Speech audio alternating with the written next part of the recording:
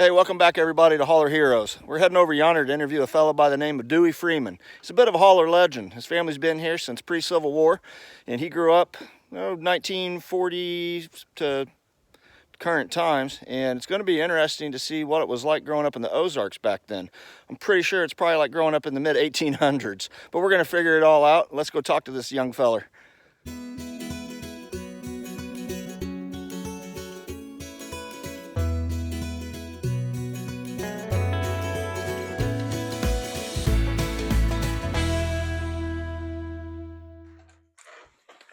All right, so I'm here with Dewey Freeman.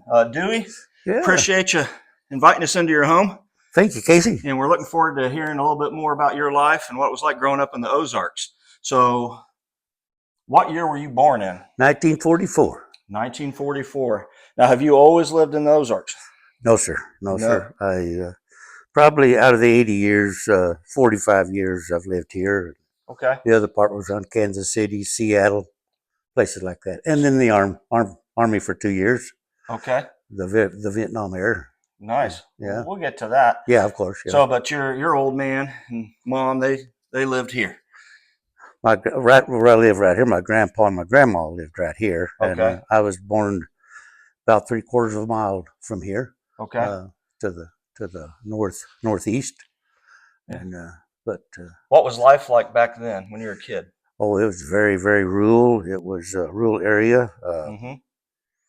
Grew up at the end of, more or less the end of the horse and buggy days. Okay. I know we rode in wagons and stuff like that, places with horses. And I think in the late 40s, Dad started getting some cars and stuff like that. But in the late even 40s? from the late 40s, okay. 49, 50. Do you remember what his first car was? First one I remember was a 39 Chevrolet. 39 Chevrolet? 39 Chevrolet, yeah. And then there were some 1946 years, and 48s and 50s. Yeah, but prior to that, it was horse teams. Horse and teams, yeah. Dad loved his horses, and didn't care too much for them. I rode them a lot, worked them a lot, but what kind of work would you use a horse for? Plant the fields, pull wagons, drag logs, mainly drag logs and stuff like that there.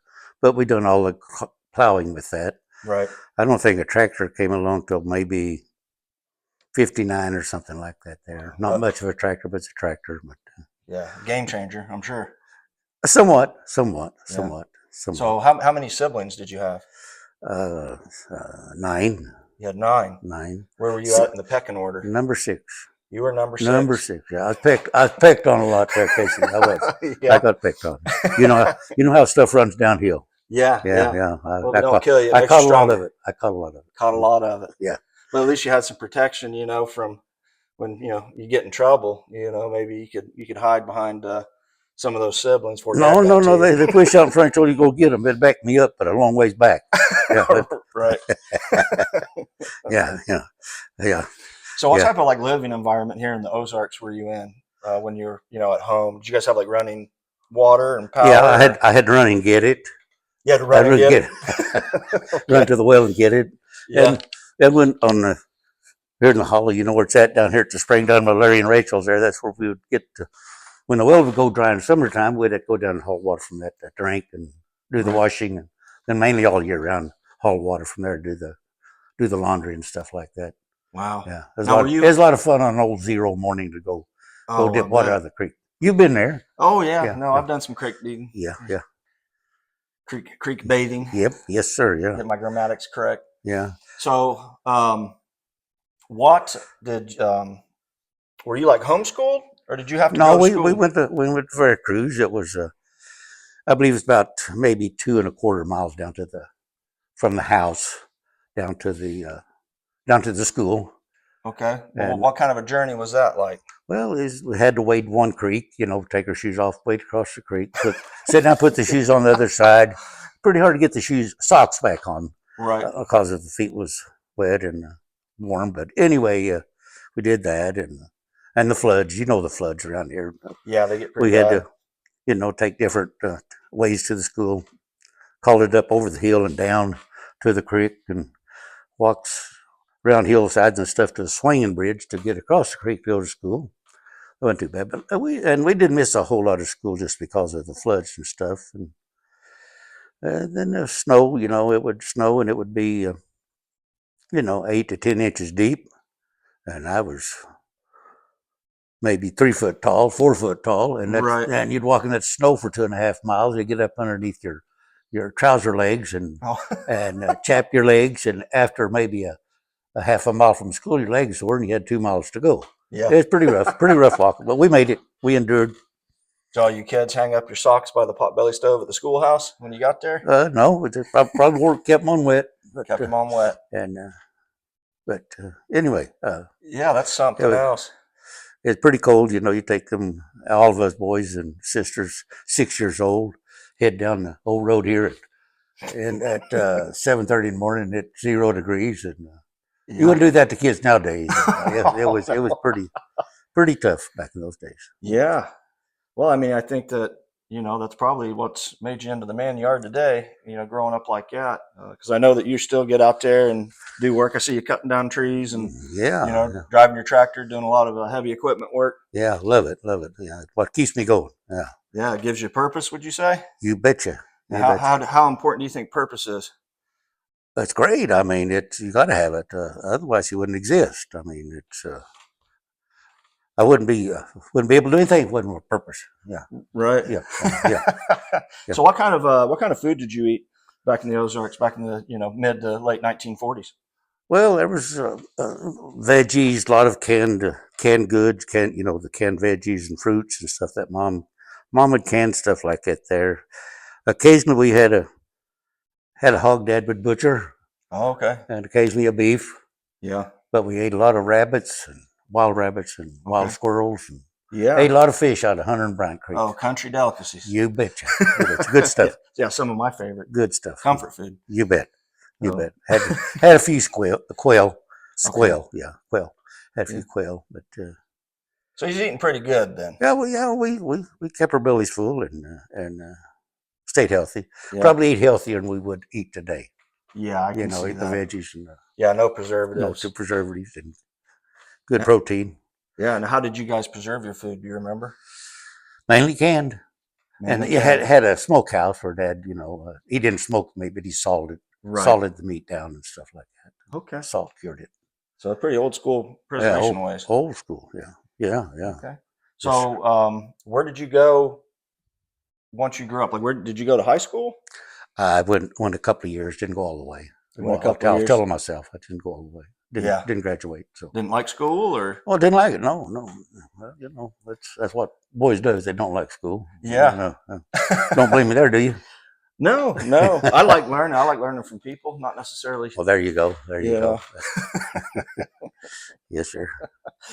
But so you're an avid hunter. You love hunting. I love hunting. When was the first time you went hunting? Oh, golly, probably when I was, I went with my older brothers a lot, follow them around through the woods and trap rabbits, you make rabbit traps, so trap the rabbits and all that stuff. And but probably the first time, I think Dad probably let me carry 22 around 12. Around 12? Around 12. Okay. Yeah. So that's kind of your coming of manhood. Like you went away from ground traps and moved into being able to. There you go. Shoot a there gun. you go. There you go. Okay. There you go. Yeah. Done that and started fishing a lot and. Yeah, they got good suckers. I probably got Oh yeah, good suckers. Yeah. Not too many anymore. Yeah, they introduced the otter here. Yeah, they did. They did, and that ruined things. Yeah, they just ate up all the fish. Still do. Yeah. But so you went to high school for a year or two. What did you do after that? So now you're in what, like 18 to 20? 16 to 20. 16 to 20. I think my brother just older than I left when I was 17. So that I had 3 sisters and a younger brother. So that put me kind of the head of the workforce. Right. Dad didn't do a whole lot, but then after that we cut a lot of logs and timber off the places, and I worked for some sawmills and where Roy Roworth lives. My uncle lived there, had the big farm, and we done a lot of work for him. Yeah, I'm putting up hay and all that stuff. And that pay pretty good money, or is that just getting by? $1/4 an hour? quarter an hour. $2 a day. Yeah, how were the benefits? Then went to 50 cents an hour. 50 cents an hour? Yeah. How were I'll the tell you what, benefits, huh? yeah. Took you all day to afford a pair of Levi's, which Levi's at the time was $3 a pair. Really? Now they're about $50 a pair or better. Levi's, Mhm. Levi brand. But yeah, we could. So once you were done doing the kind of the lumbering gigs, how'd you get into? Now, were you drafted? I was drafted What year was that? 1965, August 65 to Okay. 67, the Vietnam era. Okay. Yeah. So But how did that work? Did you just get a letter in the mail, or did a representative come to your house? they send a letter in the mail, tell you to come to the draft board, and they go up there and then they send you to Kansas City to take a physical. And after you done that, you came back home and waited it was about 6 months before I got the letter to go be inducted. Wow. So I went to Kansas City, was inducted, and went down to your hometown, Fort Leonard Wood. Oh, okay. Yeah. Basic training. Yeah, very familiar with that area. Combat engineers. Yeah. Water purification was my job, and Okay. went over and purified that water. Yeah. Over in Vietnam, river water. How long was your boot camp? It was 2 months. 2 months. Was it memorable? Yeah. What's your best boot camp story? Oh, I guess the best one. I got out a lot of work. I broke my ankle on the run, dodge, and jump deal. The proficiency test. Yeah. And they didn't send me home. They didn't. They just let me stay in the Army. The company commander would hide me out when the inspection general would come through. Okay. He'd send me over to the day room or something like Yeah. that. Well, then when he'd come to the day room, he'd send me over to the mess hall. And so he'd do that but I didn't get TRO'd where, they recycle you. Right. So anyway, I hobbled around there on my foot. A lot of stuff. I got out of a lot of stuff. Yeah. But you made it through. Made it through. So they put you as water purification. Right. And after 2 months, they shipped you off to Vietnam? No, they had to go through the AIT, Okay. Advanced Individual Training. That was 2 months, still at Fort Leonard Wood. Okay. Then they sent us over to Fort Belvoir, Virginia, which is a engineering battalion. Okay. Went from there, then stayed there till the end of March and went to Vietnam. Then went to Vietnam. In March of 66 and came back in March of 67. So it's pretty hot at that time in Vietnam. Oh, yeah. It's just like leaving here at 35 degrees, getting over there, it's 120. It's kind of hard to adjust. Yeah, I bet. And I've been in a triple canopy environment before, and it's pretty nasty stuff. Yes, sir. Yes, sir. So you had a good old country boy now in Vietnam. Where was the first place in Vietnam that you were stationed at? Queen Nhân, a place called Queen Nhân. It's about, halfway between the DMZ, which is the 37th parallel, and South Vietnam is about central, and on the coast. Well, I guess the west coast, but east coast, I guess. I don't know. Yeah, no, that's okay. I think on the east side of Vietnam, South Central. Yeah. South Central. Yeah. Okay. Yeah. Did you have any good friends? Yeah, I had some good friends. There's four of us in the 601st Engineering Detachment. Went over and was detached to the 501st or 5 something Engineering Battalion. Yep. And set up a water point, purified water for the ROC soldiers, the Corps N soldiers. Okay. Yeah. Yeah. Pretty tough bunch of dudes. Well, yeah. Yeah. Well, I mean, that's a tough environment. You're going to have to be a pretty tough guy to make it through that. Yeah. Do you have any interesting stories that you'd like to share, or if you don't mind me prying?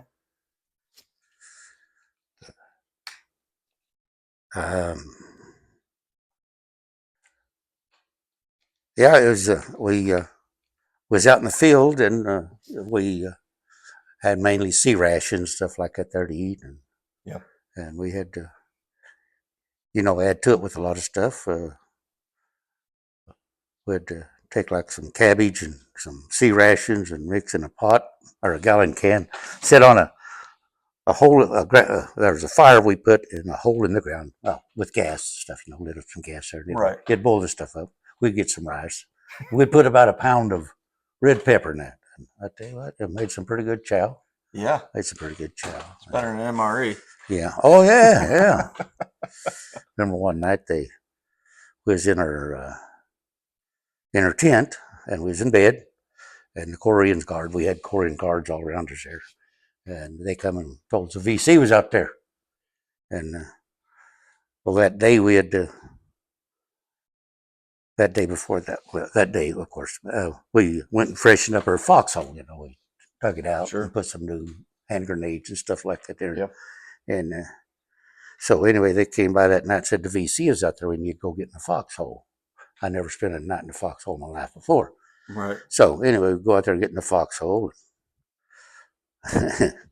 Well, pretty soon, there was these ants in there. The ants had got in that doggone foxhole. Okay. Well, they got up underneath their clothes, and we didn't know whether to stand up or stay down. Right. We stayed down and fought the ants. But Yeah. shortly after that, a rooster crowed. And usually when the rooster crows, it's getting close to dawn. Yeah. So I told all the guys in the foxhole, I said, we can not go very long. It's going to be daylight in a minute. Wait about probably another hour. Then another rooster crowed. Then another hour, another rooster crowed. Then I looked off the distance. I seen a flare where they shoot the flares up, light up the Sure. sky and stuff. Yeah. Well, that rooster seen those doggone flares. And that's why they were crowing. That's why it was crowing. That's why it was crowing. It was a long, long night. It was a long night. Hell, I bet. Sitting in the foxhole. But Yeah. So that was it. You wrapped up Vietnam, made it home, went back to Kansas City. went back to Kansas City. What? Well, no, when I got back home, I spent 4 more months at up there at Fort Leonard Wood. Then Okay. then I was discharged in August 65 or 67, August 67. Okay. Discharged. Then went up to Kansas City and worked up there, married, and my first wife, and had 3 children, Okay. which, Anthony and Randy, and then a daughter named Angie. Oh yeah, good boys. I like them good old boys. Yeah. Big old boys. Yeah. Yeah. And that, and What were you doing in Kansas City as far as work? I was a truck driver, and we worked for a building material company, and we delivered drywall goods, all Okay. the stuff for drywall inside your house. So 16-wheeler, No, it was let's see, like a box truck. no, it was a flatbed, tandem axle. It was a 10-wheeler, more or less. Oh, okay. 10-wheeler. Yeah. 10-wheeler, and with the booms or cranes on them, where you Right. lifted the rock to the house stuff. How long did you spend in Kansas City then? Well, out of 35 years, probably 20 or 30. I'm sorry, 30. About 30 Yeah, years. 2 years in the Army. I'd been up there for a while, then went in the Army, then went back to Kansas City, and spent 3 years in Seattle out of the 35. So, yeah, 30 years. 30 years in Kansas City. So you left Kansas City, went to Seattle for a while, and then Mm. back to Kansas City. Mm-hmm. What were you doing in Seattle? Same thing. Same thing. Yeah, same thing. Did you work for a specific company, or you Yeah, just it's independent? It's rebuilding materials, and Okay. they're in Kansas City. Then they had companies all over the Yeah. United States, Hawaii, Right. all over. Okay. A lot of companies, but So you had 30 years working for them. it's 24. 24. 24 years working for them. Work with them. Now, did you get a pension out of that, or? Well, there was a profit sharing and stuff like that there. Okay. But then, a good.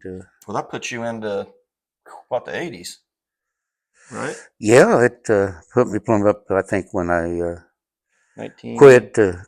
I was up in Seattle. I quit the company. 92. 92. Came back and ran a liquor store. Really? Where'd you run a liquor store at? Olathe, Kansas. Okay. Olathe. Bad mistake. No, not a whole lot of money. Not a whole lot of money. Not a whole lot of money. A lot of work, not a whole lot of money. Yeah. Then we heard about the place down here. We sold a liquor store, and my new wife Connie, she liked the old homestead here. Yeah. And I said I didn't want to do it, but I'm glad she did. I'm glad she talked me into it. Yeah. So you came home to the Ozarks You after bet. all that. You bet. Came back down here. Yeah. Now, I mean, check Yeah. me if I'm wrong, but you built the home. Yeah, we built this here. It was built in 2001. Started in 2000, and we probably moved in here in 2002. Okay. In the spring of 2002. So, 23 years? 23 years, yeah. Yeah. 23 years. And What type of process was that? just building your own home. Well, it was a lot of work. I mean, a lot more work than a person really wants to endure, but I was 58 years old and I took it on. Yeah. And I think we've done real well that for that age, getting her done. And Yeah. If you're gonna do I would, something, I you do it wouldn't. right, huh? I hope. I hope. But anyway, I wouldn't suggest it to anybody. Yeah, I You did know it. what I mean? Yeah, I did it, and Yeah, you did. I think you learn a lot about yourself. You learn a lot of lessons. Oh yeah. Oh Kind of, yeah. I had an uncle who used to tell me that a carpenter's only as good as he can cover up his mistakes. Well, there you go, man. I tell you. Yeah. Well, look like we covered up much. Yeah. Yeah. No one sees them, but me and you. We know where they're at. Right. Yeah. So, and then, so yeah, you've been here a while. Kind of what do you do on a day-to-day basis here in the holler? Well, it's warm, pleasant enough, warm enough, over 40 degrees, 50 degrees. If I can make it to my tractor, we do quite a bit. If I can't get to the tractor, we don't do nothing. But anyway, yeah, Yeah. we we love to hunt the deer. Yeah. We love to prep for the hunting, which food plots and a lot of stuff like that there, and the deer blinds. We built the deer blinds, and which is pretty good. Yeah. It's not too much deer hunting. It's more just a shooting house, I guess you'd call it. Uh, Go out there and light up the little buddy heater. Yeah. Sit back in the office chair. And got sliding windows on it, and just open the windows up and watch for the deer. They come out. We shoot them, then we bring them home here, and we do our own dressing them, or Yeah. butchering them and stuff like that. There. Yeah. You're one of the best antler cleaners and displayers I think I've ever seen. I'd like to actually come back at some point and maybe you can show me how to do that. We'll do that. We can show you how to make the European mount, Yeah. and show you how we do that. Yeah, because I've never seen anything so white. I mean, it's unbelievable. Yeah. Now, when did you learn how to do that? Oh golly, maybe 6 years ago. Yeah. I just took it up, and I think 6 years ago, out of the 80 years, I Yeah. started killing some bucks. Oh, yeah. Yeah. I was probably the worst shot in the world, but anyway. But I've hunted deer ever since I was 18. I Yeah. guess about 60. What that'd be about 62 years I've been hunting deer. Yeah, and it's a bit of a family affair here. You have your grandkids come in. Oh, they just love it. They just Yeah. love it, and fun to see them come. And they kill some good deer. They got some nice mounts, some 10 and 11 pointers, and nice big deer. Yeah. Uh, And see, if you didn't come back home, they wouldn't have the opportunity. well, there you go. There you go. There you go. There you go. It's a fun place. We grew up. We had horses to ride, which I didn't like horses too much, but they were some good transportation, Yeah. and rode them a lot, and played in the creek with. We'd take them in the creek and let them swim. They like to swim in the mill pond, Yeah. and people still talks about that. Members. I and my brother had horses in the mill pond there. Yeah. But yeah, crazy stuff. Yeah. Yeah. So, do you have any advice? Because times are kind of crazy right now. Do you have any advice for young people of what they can do to kind of make it through this crazy world from all of your lifetime experience? Just stay away from the drugs on that alcohol. Work. Uh, go to school. Go to school. Get your education. Good job. Yeah. Get a good job. You'll make it. Just can't stay away from your telephones. Don't twiddle with them too much. Yeah. That goes on a lot. But yeah, just uh, follow your dream. Follow your dream. So there you go. Follow your dream. Follow your dreams. Work Yes. hard. Yep. Stay off your phones all the time. Yeah. You betcha. You betcha. Yeah. All right. Yeah. Well, hey, Dewey, it was a pleasure. Well, thank you. Glad you came by. Yeah. Yeah. Yeah. Appreciate you guys having over. Thank And you, I'd like sir. to come back and do that tutorial. Yeah, we will. We will. You come on back and we'll get that UTV going. We'll go do that. Yeah, I'd like a tour of kind of, what it was like here in the hollers and who owned what. Yeah. That's a whole history review. Yeah. So I just kind of wanted to focus on your life and yeah. Yes, sir. oh, Yes, sir. I appreciate it. Hey, everybody, thanks for tuning in. That's Dewey Freeman, Holler legend. So be smart, stay safe, don't let the thorn and thistle keep you down. Yeah.